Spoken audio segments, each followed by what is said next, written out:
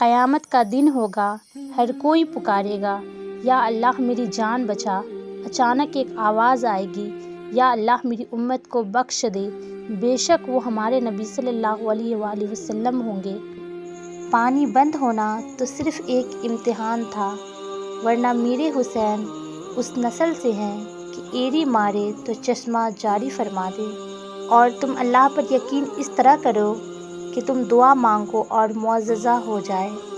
وہ جو کہتے ہیں بیٹیوں سے بھی کوئی پوچھتا ہے، سنو بیٹی فاطمہ، علی کا رشتہ آیا ہے، ہاں کر دو۔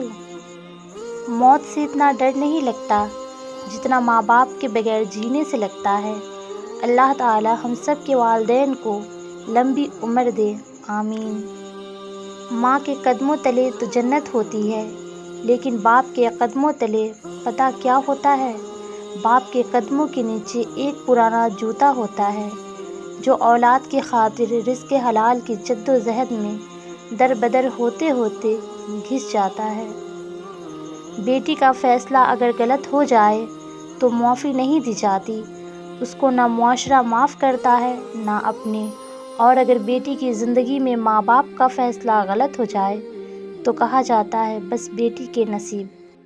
زندگی اس اذان سے شروع ہوتی ہے جس کی نماز نہیں ہوتی، اور اس نماز پہ ختم ہوتی ہے جس کی اذان نہیں ہوتی۔